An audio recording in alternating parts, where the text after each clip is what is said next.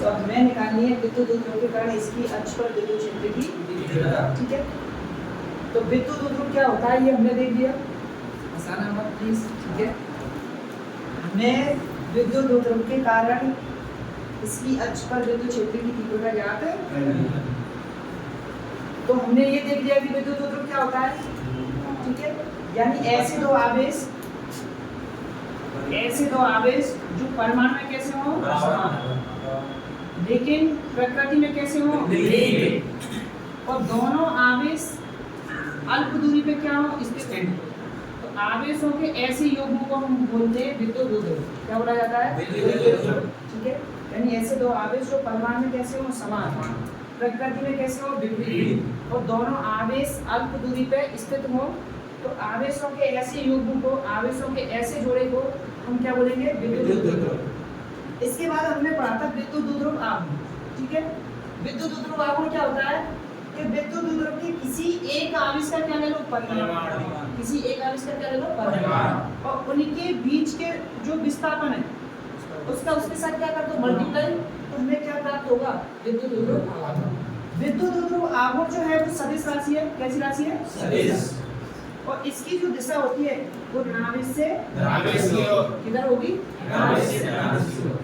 ये हमने पढ़ लिया था। अब इसी विद्युत ध्रुव के कारण हमें इसकी अक्ष पर विद्युत क्षेत्र की क्या ज्ञात करनी है, तीव्रता ज्ञात करनी है। टोटल विद्युत क्षेत्र की तीव्रता ज्ञात करेंगे। तो देखो सबसे पहले हमें एक विद्युत ध्रुव दिया हुआ है ए बी, हमने नाम दे देते इसको। हमारे पास एक ए बी विद्युत ध्रुव है। ठीक है, जिन पर आवेश अगर देखें तो -q और +q है।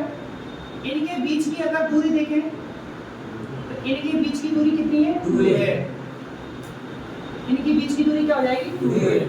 हमें इसके मध्य बिंदु, इस विद्युत ध्रुव के मध्य बिंदु O से, यहाँ पे कोई बिंदु मान लेते हैं O। ठीक है, ये O बिंदु मान लिया है।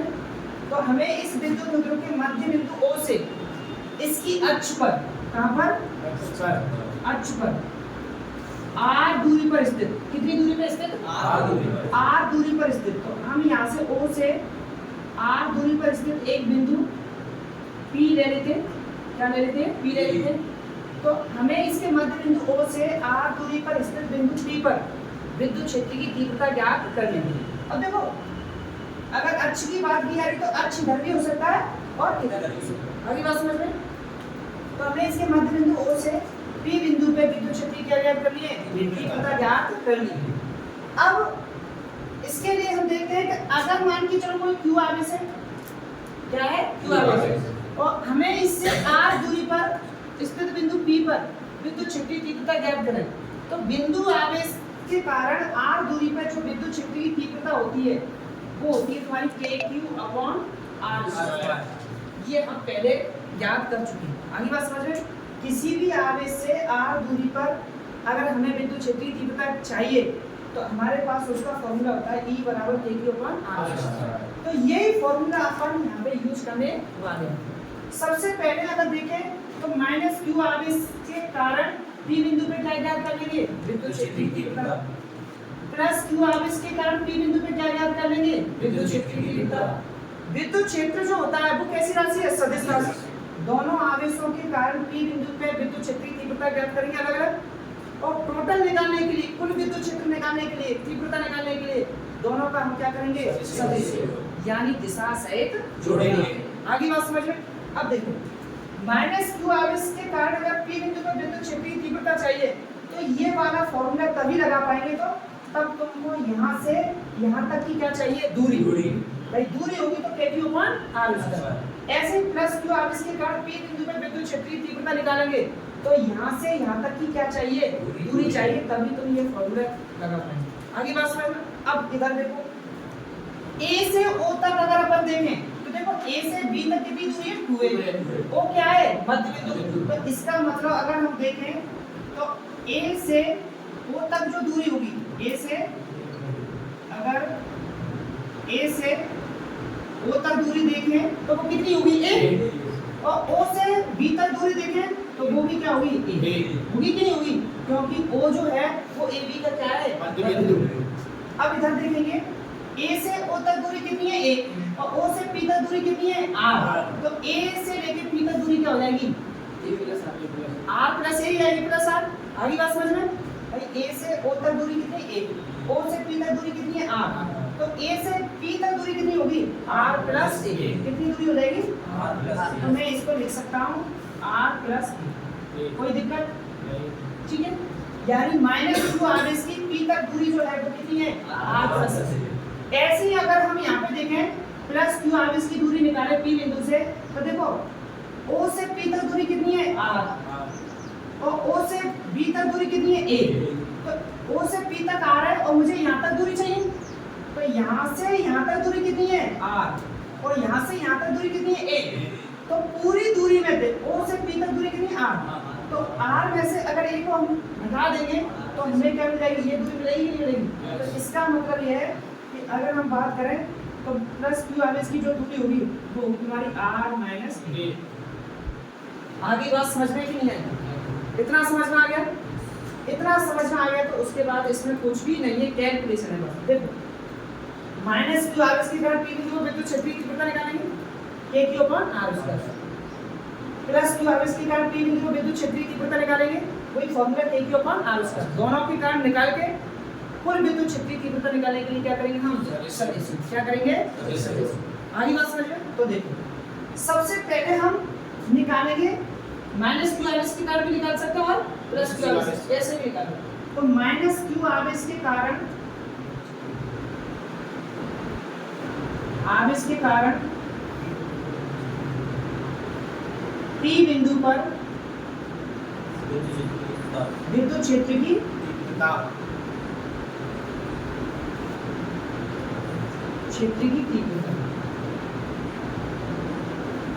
ठीक है। तो विद्युत क्षेत्रीय तीव्रता को मैं E1 से लिखूंगा, किससे लिखूंगा E1 से। अब देखो यहाँ पे माइनस आया तो यहाँ पे माइनस आगे इसका चिन्ह नहीं लेंगे, क्योंकि हमें उसकी क्या लिखनी पड़ेगी दिशा, क्या लिखनी पड़ेगी, क्योंकि विद्युत क्षेत्र कैसी राशि है सदिश, तो हमें आगे इसका चिन्ह नहीं लेना है, हम उसकी साथ में क्या लिखेंगे दिशा। तो फॉर्मूला के क्यू आर एस हो गया, ठीक है, और बीच की दूरी क्या है आर प्लस ए, तो आर प्लस ए का होल स्क्वायर। आगे बात समझ में नहीं, अब हम इसकी क्या लिखेंगे दिशा। तो मुझे ये बताओ माइनस क्यू आर एस के कारण पी बिंदु पर जो विद्युत क्षेत्रीय तीव्रता होगी उसकी दिशा क्या होगी धनावेश की ओर। मैंने क्या बताया था, अगर धनावेश है तो धनावेश से किधर जाना है दूर, और ऋणावेश है तो ऋणावेश की ओर, तो ये ऋणावेश है, तो इसके कारण पी बिंदु पर जो विद्युत क्षेत्रीय तीव्रता होगी वो किधर होगी धनावेश की ओर, यानी पी से ए की ओर, किधर होगी पी से होगी कि नहीं होगी, पी से ए की ओर, तो पी से ये हो जाएगा समीकरण नंबर। आगे बात समझ में आई भाई, माइनस क्यू आर एस के कारण जो दिशा होगी E1 की वो दिशा किधर होगी पी से ए की तरफ होगी ना। अब ऐसे निकालेंगे अपन प्लस क्यू आर एस के कारण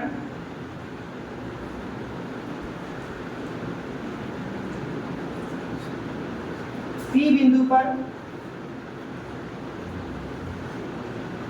विद्युत क्षेत्र की तीव्रता,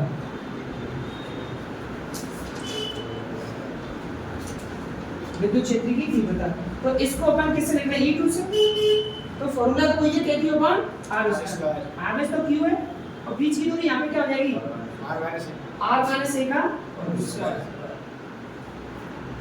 ठीक है। अब मुझे ये बताओ कि प्लस क्यू आर एस के कारण पी बिंदु पे विद्युत क्षेत्र की जो तीव्रता निकल के आई है K upon R minus A का होल स्क्वायर, इसकी दिशा किधर होगी धनावेश से दूर जाना है, किधर जाना है भाई प्लस क्यू आर एस के कारण पी बिंदु विद्युत क्षेत्र की तीव्रता देखनी है, दिशा देखनी है, तो उसकी दिशा क्या होगी दूरी तो होगी इधर, यानी B से P की होगी, B से P की। आगे बात समझने के नहीं, देखो हमेशा ऋणावेश के कारण जो दिशा होगी वो ऋणावेश की ओर, धनावेश के कारण जो दिशा होगी धनावेश से दूर, ये ध्यान रखना है। आगे बात समझ, तो किधर जाना है धनावेश से दूर, तो ये मैंने माइनस क्यू आर एस के कारण पी बिंदु पे विद्युत क्षेत्र की तीव्रता निकाली, और ये मैंने प्लस क्यू आर एस के कारण पी बिंदु पे क्या निकाली विद्युत क्षेत्र की तीव्रता। अब मुझे P बिंदु पे क्या चाहिए, कुल विद्युत क्षेत्रीय तीव्रता। तो जब दोनों आवेशों के कारण P बिंदु पे जो विद्युत क्षेत्रीय तीव्रता निकाली है मैंने, उसकी दिशा जो आई है वो कैसी आई है, विपरीत। कैसी आई है दिशा, विपरीत। देखो माइनस Q आवेश के कारण तो दिशा इधर है, P से एक की ओर, और प्लस Q आवेश के कारण जो दिशा है वो इधर है। आगे बस दोनों दिशा क्या है, विपरीत। इसका मतलब यह है कि अगर मैं विद्युत क्षेत्रीय तीव्रता निकालूंगा तो मैं इसका क्या करूंगा, सदिश योग यानी दिशा सहित जोड़ूंगा। दिशा सहित कैसे जोड़ते हैं, अगर दिशा विपरीत है, अगर दिशा विपरीत है तो ज्यादा में से अपन कम वैल्यू को घटा देते, ज्यादा में से कम वैल्यू को क्या करेंगे, घटाएंगे। और जब दिशा अलग अलग आते हैं, दिशा कैसी आते हैं, अलग अलग, तो फिर हमें क्या करने पड़ते हैं, उनके घटक, यानी क्या करेंगे, घटक करेंगे। जैसे मान के चलो ये कोई वस्तु है, इस पर 5 मीटर पर इधर लग रहा है और इधर से लग रहा है 2 मीटर, ठीक है। तो मैं इसको दिशा से जोड़ूंगा तो 5 में से 2 क्या करेंगे हम, सब्ट्रैक्ट, तो कितना आएगा, 3 मीटर। क्या आएगा, 3 मीटर। आगे बात समझ में क्या आए। तो ऐसे ही मैं यहाँ पे E1 और E2 जो विद्युत क्षेत्रीय तीव्रता निकाली है, ज्यादा विद्युत क्षेत्र में थे, कम वाले विद्युत क्षेत्र को मैं क्या करूंगा, घटा दूंगा। तो मुझे क्या मिल जाएगा, कुल विद्युत क्षेत्रीय तीव्रता मिल जाएगी। अब मुझे ये बता E1 की वैल्यू ज्यादा होगी या E2 की। देखो यहाँ पे देखो E1 की वैल्यू k/r + a स्क्वायर का होल स्क्वायर, और E2 की वैल्यू क्या है, k/r - a का होल स्क्वायर। यहाँ पे तो r + a के होल स्क्वायर का भाग लग रहा है, यहाँ पे r - a के होल स्क्वायर का भाग लग रहा है। तो r - a कैसी वैल्यू होगी, कम, तो E2 कैसा आएगा, ज्यादा। यहाँ पे r + a कैसा है, ज्यादा, तो E1 कैसा आएगा, कम। या फिर ऐसे भी देख सकते हैं कि -q आवेश P बिंदु से कितना दूर है, ज्यादा। भाई -q आवेश जो है वो P बिंदु से कैसा है, ज्यादा दूर है कि नहीं, तो यहाँ पे कैसा विद्युत क्षेत्र उत्पन्न करेगा, कम। प्लस Q आवेश P बिंदु से कितनी दूर है, कम, तो कैसा विद्युत क्षेत्र उत्पन्न करेगा, ज्यादा। तो प्लस Q आवेश के कारण जो P बिंदु पर विद्युत क्षेत्र होगा उसकी वैल्यू कैसी होगी, ज्यादा। -q आवेश के कारण P बिंदु पे जो विद्युत क्षेत्र होगा उसकी वैल्यू कैसी होगी, कम, क्योंकि जो विद्युत क्षेत्रीय तीव्रता होता है वो दूरी के वर्ग के कैसे होता है, व्युत्क्रमानुपाती। तो इसका मतलब यह है कि जो E2 होगा वो तो ज्यादा होगा, E1 जो होगा वो कैसा होगा, कम। आगे बात समझ में। अब हम लिखेंगे P बिंदु पर परिणामी विद्युत क्षेत्र की तीव्रता। P बिंदु पर परिणामी विद्युत क्षेत्र की तीव्रता, ठीक है। तो इसका मतलब उसको परिणामी विद्युत क्षेत्र किससे लिखेंगे, E से, और E से लिखेंगे तो ये हो जाएगा E2 माइनस, क्या होगा, E2 माइनस E1। समीकरण 1 और 2 से क्या रखेंगे, समीकरण 1 और 2 से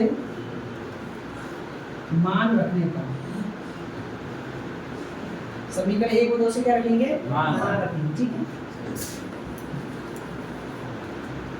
तो समीकरण 1 और 2 से मान रखेंगे तब रखो E2 की वैल्यू कितनी है, k/r - a का होल स्क्वायर, ठीक है, माइनस E1 की वैल्यू क्या है, k/r + a का होल स्क्वायर, r + a का होल स्क्वायर। आगे बात सुनिए, kq क्या ले लेंगे, कॉमन होगा, kq मैंने कॉमन ले लिया तो यहाँ पे बचा 1/r - a का होल स्क्वायर माइनस यहाँ पे बचेगा r + a का होल स्क्वायर, ठीक है। अब क्या लेंगे, एलसीएम, तो एलसीएम लेंगे तो यहाँ पे आ जाएगा r - a का होल स्क्वायर और r + a का होल स्क्वायर। देखो इसका डिवाइड देंगे तो ये कट जाएगा, क्या आएगा ओनली r + a का होल स्क्वायर, तो यहाँ पे आएगा r + a का होल स्क्वायर माइनस ये कट जाएगा r - a का, इसको और सॉल्व करेंगे, इसको इधर करते हैं,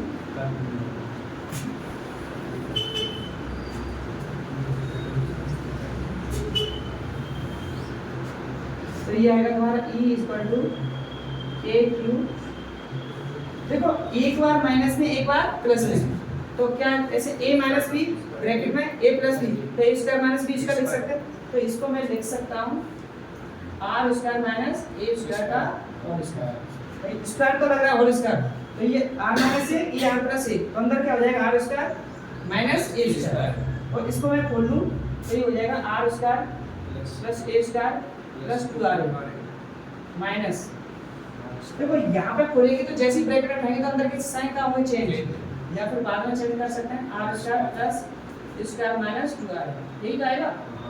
ठीक है, इसको और सॉल्व करेंगे ए क्यू, तो ये हो जाएगा तुम्हारा R square minus A square का होल स्क्वायर, इसको बोलेंगे R square plus A square plus 2ra, तो इसका अंदर क्या हो जाएगा मल्टीप्लाई, यही हो जाएगा तुम्हारा R square minus A square और प्लस के। अब ये आर स्क्वायर था R square cancel, A square था ए स्क्वायर कैंसिल, तो ये हो जाएगा के क्यू और 2ra 4ra, और नीचे क्या हो जाएगा R square minus A square का होल स्क्वायर।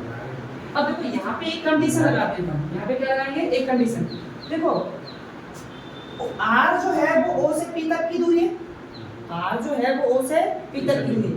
अब मुझे ये बताओ ए से बी तक दूरी कितनी है 2a, तो विद्युत ध्रुव क्या होता है ऐसे दो आवेश जो परिमाण में कैसे हो प्रकृति में कैसे हो विपरीत, और कैसी दूरी पर रखे हो, तो इसका मतलब 2a जो दूरी है वो कैसी अल्प कम दूरी है, उसमें से भी फिर अपन क्या ले रहे हैं a यानी आधी दूरी ले रहे हैं, तो वो वैल्यू क्या हो जाएगी और कम होगी कि नहीं होगी, तो उसका स्क्वायर करें तो स्क्वायर करने से वैल्यू और ज्यादा कम होता है। जैसे अगर मैं फॉर एग्जांपल दिखाऊं तो 0.3 है, 0.3 का अगर मैं होल स्क्वायर करूंगा तो क्या आएगा